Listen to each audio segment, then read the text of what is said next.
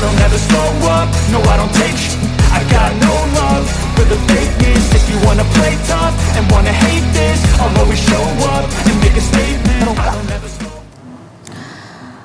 2021 lalu, saudara, saat jenazah Tuti Suhartini dan anaknya Amalia Mustika Ratu, korban pembunuhan di Kampung Ciseti, Subang, Jawa Barat, dimakamkan, Yosep tampak begitu terpukul ditinggal orang tersayang.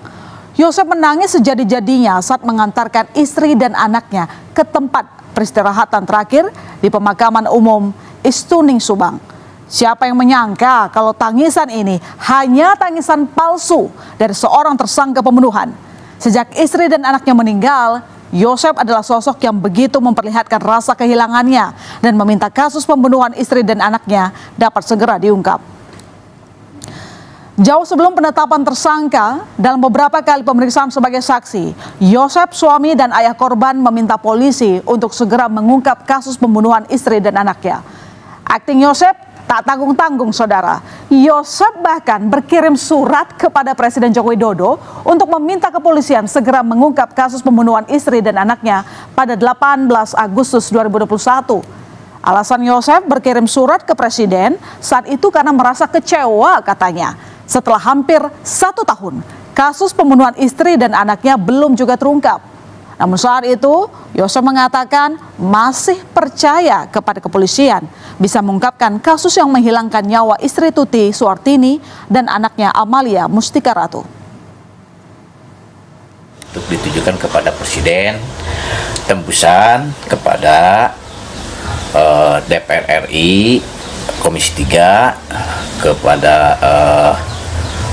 Kapolri, kepada Kompolnas, terus Menteri Kompulham, terus kepada Komnas HAM.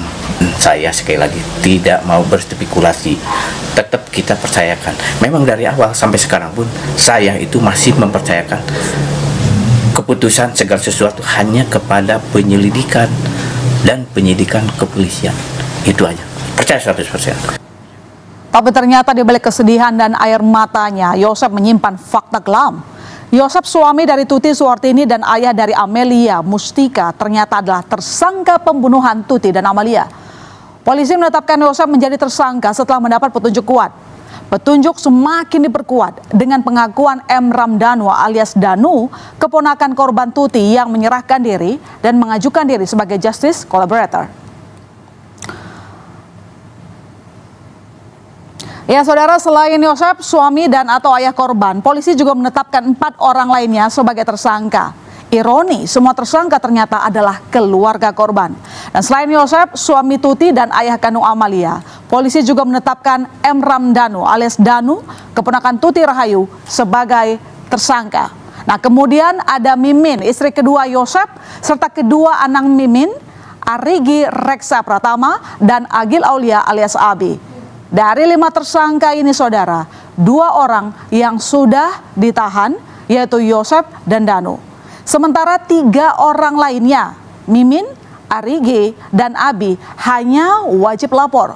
Polisi belum menahan 3 tersangka lain karena pertimbangan penyidik dan kelengkapan alat bukti. Para tersangka ini sebenarnya sudah bolak-balik diperiksa oleh polisi, saudara. Khusus Yosep dan Mimin, istri keduanya, bahkan sudah belasan kali diperiksa oleh penyidik. Ya, adalah pengakuan Danu yang membuat kasus ini terbongkar setelah 2 tahun lamanya. Danu sudah mengakui keterlibatannya dalam kasus pembunuhan ibu dan anak sejak 2 pekan lalu. Namun saat itu polisi belum menetapkan Danu sebagai tersangka karena masih ragu. Sampai akhirnya pada Selasa 17 Oktober, Danu kembali datang ke Polda Jabar dan ditetapkan sebagai tersangka. Menurut pihak keluarga korban, alasan Danu baru membeberkan pelaku pembunuhan ibu dan anak setelah 2 tahun bungkam karena ketakutan, merasa tertekan, dan terancam. Sebelum menyerahkan diri ke polisi, Danu berjanji akan berterus terang menceritakan semua kejadian ke polisi. Danu juga meminta maaf kepada keluarga korban. Pokoknya mah Danu mah mau terus terang. Pokoknya mah apa yang Danu lihat, dialami akan terus terang. Pokoknya tanggung jawab, Danu siap untuk dimasuk penjara gitu. Jadi ikhlas lah ya, keluarga juga mengikhlaskan dia. Ya dia nangis, ya saya juga ikut nangis. Dia nangis, dia sujud ke mamanya, semuanya ke saya juga. Mohon maaf. Ya, meski sudah ditetapkan sebagai tersangka, Yosef Hidayah, suami dan ayah dari korban, menyangkal sebagai pelaku pembunuhan. Melalui kuasa hukum tersangka, Yosef menyebut saat kejadian, Yosef ataupun istri muda Yosef dan kedua anaknya tidak berada di TKP. Sementara terkait bercak darah di pakaian yang dikenakan Yosef, kuasa hukum menyebut bercak itu menempel ketika Yosef datang ke TKP di pagi hari pasca kejadian.